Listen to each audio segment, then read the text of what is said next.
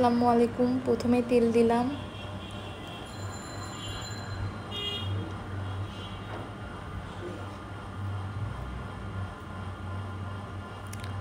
তেল দেওয়ার পরে এখন আমরা পেঁয়াজ কুচি দিলাম,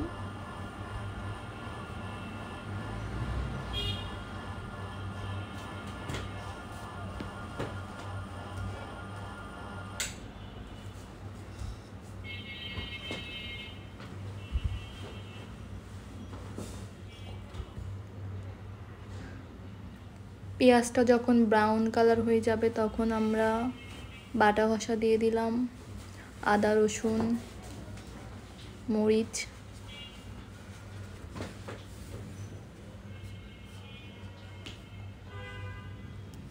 তারপরে একটু আরও কিছু বাটা কষা ছিল ওইগুলো দিয়ে দিলাম।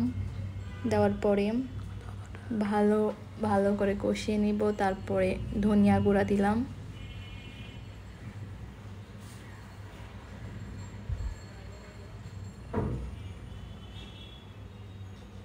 তারপরে একটু লবণ দিলাম স্বাদ মতো, আপনার যেটুক পারবেন সেটুক দিবেন।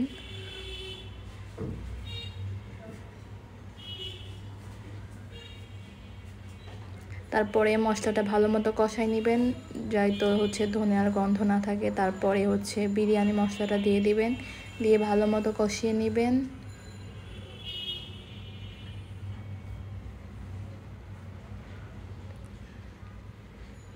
তারপর একটু পানি দিবেন, তারপরে আবার একটু ভালো মতো কষিয়ে নিয়ে যখন উপরে তেল ভেসে উঠবে তখন মাংস দিয়ে দিবেন।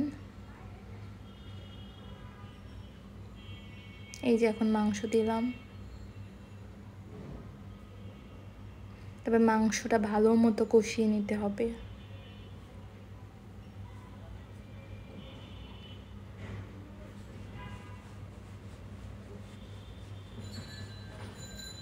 তারপরে পেঁয়াজ আবার ব্রাউন হয়ে গেলে চাউল দিতে হবে, চাউলটা ভালো মতো ভেজে নিতে হবে।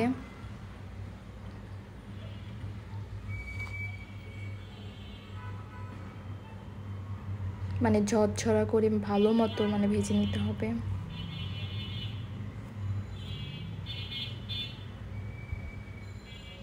তারপরে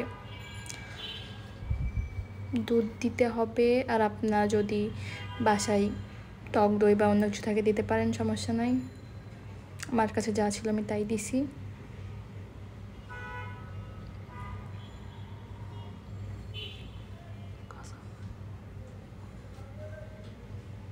তারপরে যখন মাখামাখা হয়ে যাবে তখন মাংসটা দিয়ে দিতে হবে, দিয়ে ভালো মতো নাড়াচাড়া করতে হবে, যেহেতু সব মশলা সব একসাথে মিক্সড হয়। এই যে আমি তাই করতেছি, দেখেন। ভালো মতো নাড়াচাড়া করে নিতে হবে যাতে পুরো মশলাটা